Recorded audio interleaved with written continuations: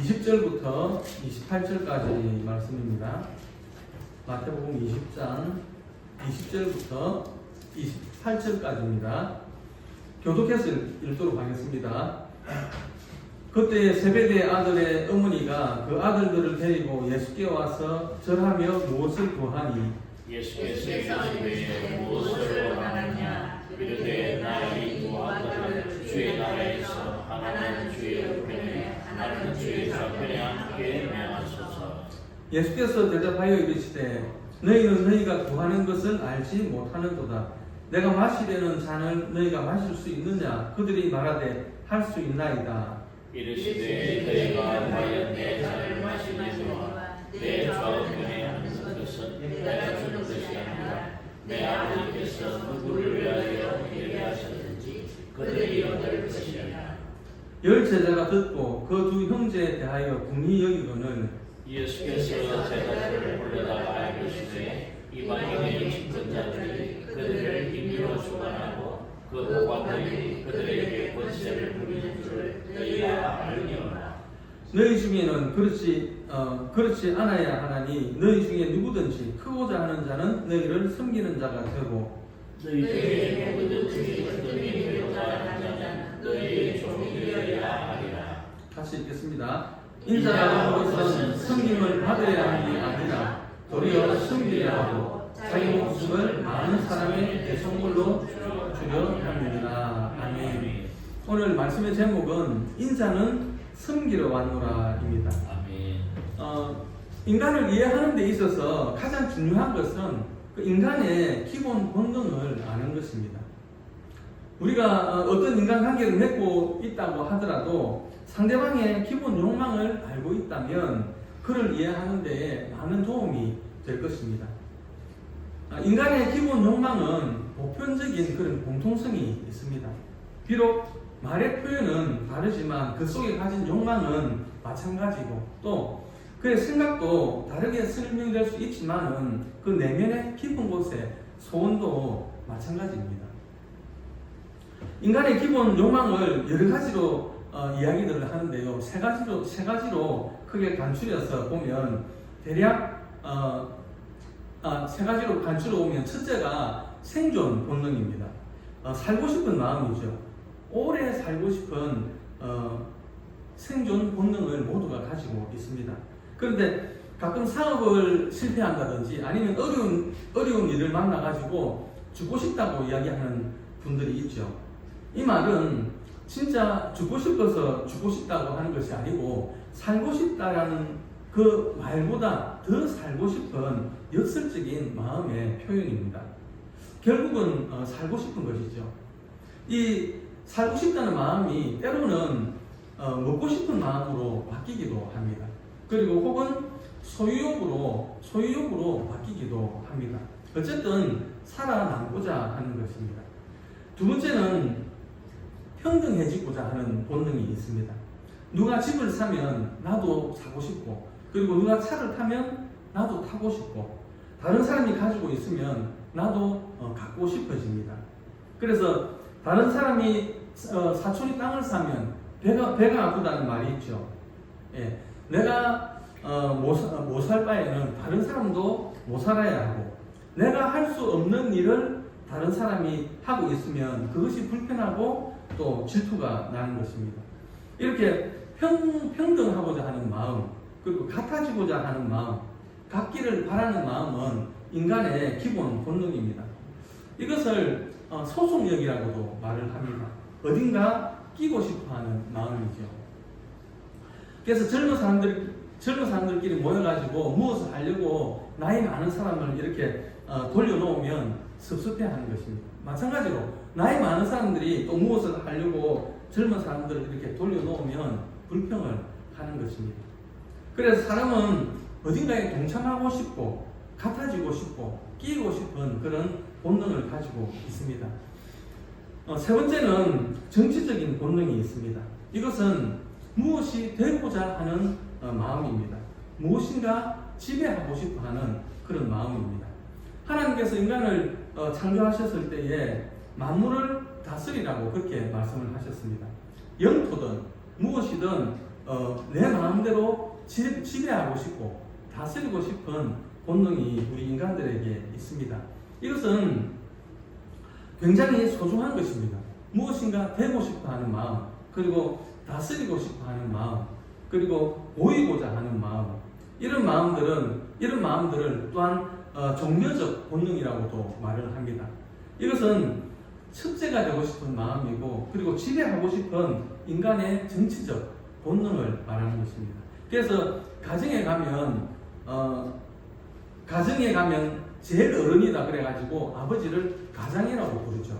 그리고 학교에 가면 반장이 있습니다. 반장. 그리고 심지어는 주부들에게도 그 주인 주자를 써서 집의 주인이다 해가지고 주부다라고 부르기도 합니다. 이 정도는 해줘야 마음에 드는 것입니다. 이것이 다스리고 싶은 마음입니다. 성경은 인간의 이런 기본적인 본능 자체를 정죄하지는 않습니다. 본능을 통해서 하나님은 축복하셨고, 본능을 통해서 우리에게 계속 역사하고 계시기 때문입니다.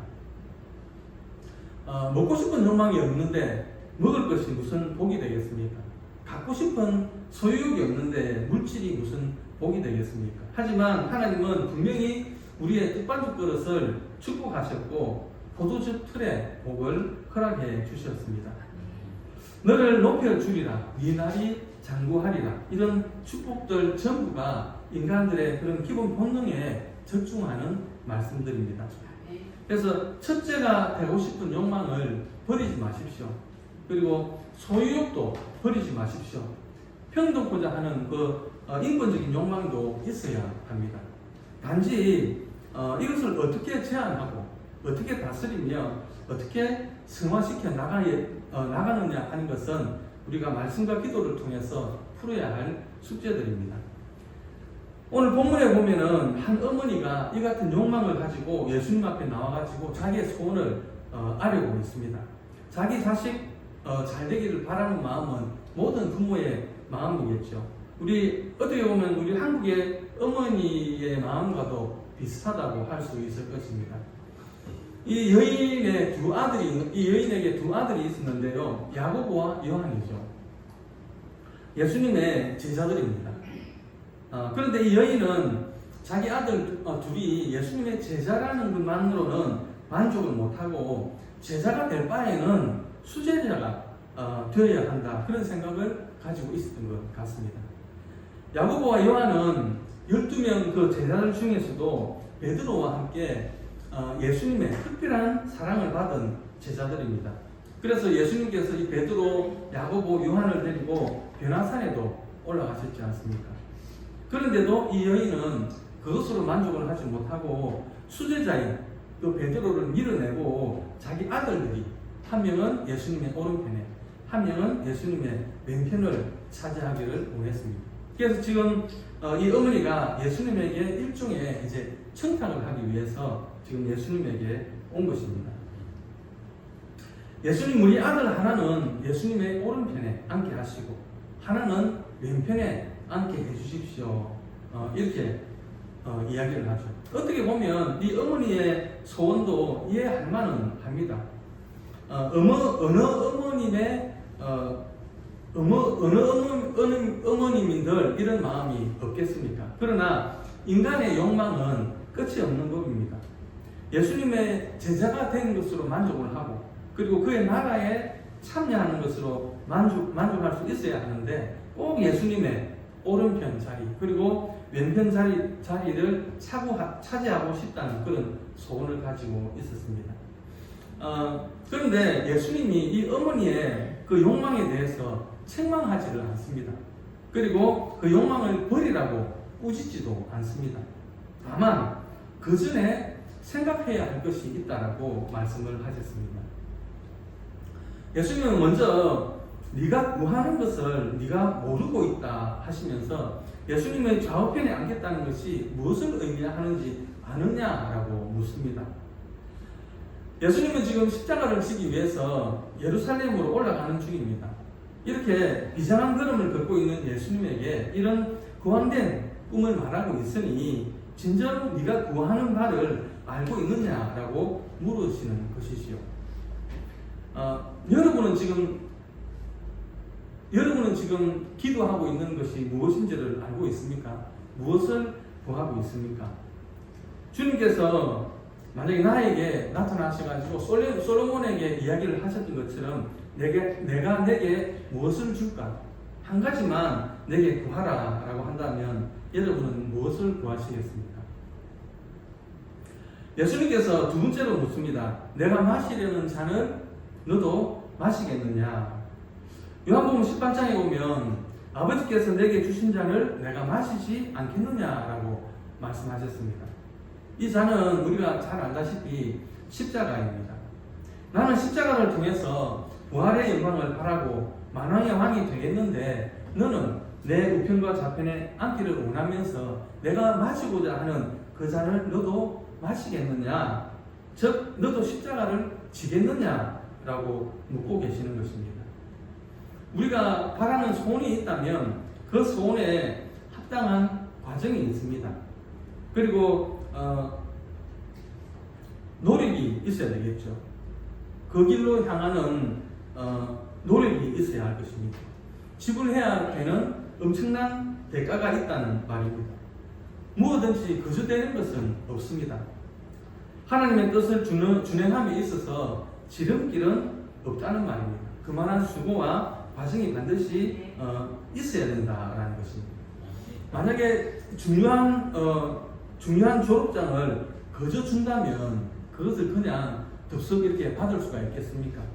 높은 자리를 준다면 그 자리에 앉을 수가 있겠습니까? 그럴 수 없겠죠. 과정이 필요합니다. 우리말에 불안당이라는 말이 있습니다. 땀을 흘리지 않는 사람을 말하는 것입니다. 땀 흘림 없이 무엇인가를 취했다고 한다면 그것은 결코 복이 될 수 없습니다. 우리는 너무 사행심을 가지고 요행을 바랍니다. 너무 결과만을 생각합니다. 그런데 결과보다 과정이 중요합니다. 뭐로 가도 서울만 가면 된다는 말이 있죠. 그런데 그것은 틀린 말입니다.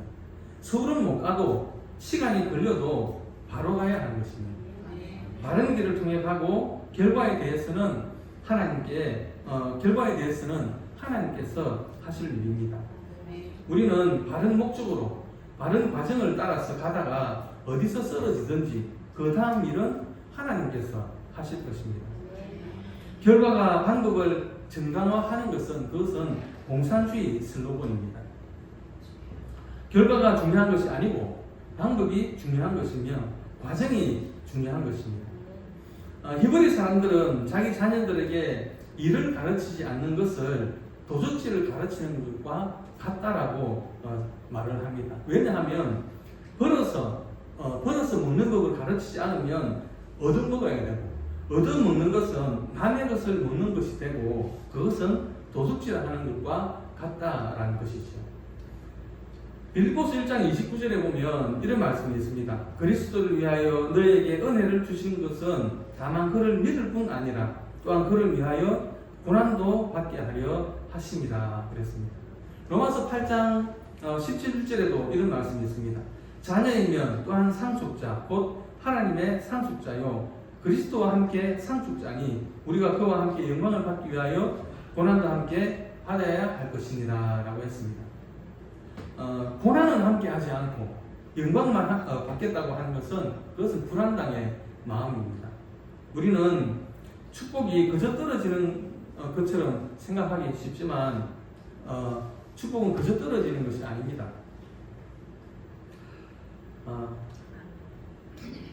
성경은 이렇게 말씀을 하죠. 수고한 대로 먹을 것이라. 이것이 축복입니다. 세 번째로 예수님께서는 아버지께서 예비한 자가 받을 것이다 라고 말씀하셨습니다. 하나님이 지명한 자가 받게 될 것입니다. 잠언서 16장 9절 말씀인데요. 사람이 마음으로 자기의 길을 계획할지라도 그 걸음을 인도하는 자는 여호와시니라 라고 했습니다. 하나님이 인도하시고 축복하셔야 되는 것입니다. 내 노력도 필요하고 내 인내도 필요하고 내 희생도 필요하지만 그 위에 또 하나님의 축복이 있어야 이루어진다라는 것입니다. 그러므로 우리는 할 일을 다 하고 그 다음에 되어지는 일은 그대로 받아들일 줄 아는 겸손함이 있어야 하겠습니다. 여기서 한 가지 생각해봐야 할 것이 있는데요. 이 어머니가 자기 아들들을 그 예수님의 좌우편에 앉게 해달라고 했을 때에 이 말을 들은 그 열 제자들이 이 두 형제들에 대해서 분이 여겼다라고 했습니다. 왜 분이 여겼느냐 하면 의의가 없지 않습니까? 공짜를 바라고 있기 때문에 그렇습니다. 출세라고 하는 것도 좋은 거지요. 좋은 건데 100% 다 좋은 것만은 아닙니다. 왜냐하면 질투하는 사람이 생기기 때문입니다. 원래 높이 붙은 가지가 바람을 많이 막는 법입니다. 그리고 정상의 자리는 고달픕니다. 고독합니다. 높은 명예를 가지면 친구를 잃기 쉽고 또 외로운 길을 가야 하는 것입니다. 이런 사실을 우리는 알아야 합니다. 높아지는 것을 너무 좋아하지 말고 우리가 진정으로 구해야 하는 것이 무엇인지 깊이 생각해 보아야 하겠습니다. 네 번째로 예수님은 말씀하시기를 어떤 이 되고자 하는 자는 섬기는 자가 되라, 먼저 되고자 하는 자는 종이 되라고 오늘 말씀하셨습니다. 먼저 종이 되고 먼저 수고하고 먼저 희생하고 그리고 좌우편에 예수님의 좌우편에 앉는다면 누가 질투하겠습니까? 그건 당연한 것이죠. 그러나 수고 없이 어머니가 청탁해서 예수님의 그 좌우편에 앉게 된다면 많은 문제들이 생기게 될 것입니다. 펜실베니아 대학교에 재미있는 일화가 전해지고 있다고 합니다. 방학이 끝나고 개학을 하게 되면 이제 기숙사 방을 이렇게 배정을 하게 되는데 배정 순수가 학교에 제일 먼저 온 학생이 제일 먼저 좋은 방을 배정을 받는다고 합니다. 그러면 제일 먼저 온 학생은 햇빛이 잘 들고 또 조용하고 아늑한 그런 방을 선택을 하게 되는데 어느 학기인가 제일 먼저 온 학생이 제일 좋은 방들을 다 제쳐놓고 계단 밑에 제일 안 좋은 여건을 가진 그 방을 선택을 했다고 합니다. 저마다 좋은 방을 받겠다고 야단인데 이 학생은 달랐던 것이죠. 이 소식을 총장이 듣고 그 학생의 이름을 수첩에 기록을 해놨는데 몇 해가 지나서 이 학생이 이 학교의 대학 총장이 되었다고 합니다. 다른 사람이 다 가지고 남은 것 그리고 다른 사람이 원하지 않는 일 내가 하겠습니다. 이 마음이 얼마나 아름답고 중요합니까? 다른 사람은 다 제쳐놓고 내가 제일 좋은 것 내가 높아지려고 하는 마음이 있다면 다시 한번 생각을 해 보아야 할 것입니다. 먼저 섬기고 먼저 종이 되라. 섬김에 있어서 낮아짐에 있어서 겸손에 있어서 또 봉사에 있어서 내가 첫째가 되면 어떻겠습니까? 인자는 섬기러 왔노라고 예수님께서 말씀하셨습니다. 이제 우리는 무엇을 구하고 있습니까? 첫째가 되고자 하는 욕망을 버리지는 맙시다. 그러나 다스릴 줄 알아야 합니다. 그러기 위해서 첫째로 봉사하고 첫째로 겸손하고 첫째로 희생하고 순종할 때 주께서 나를 높여 주실 것입니다. 주께서 나를 영화롭게 하실 것입니다.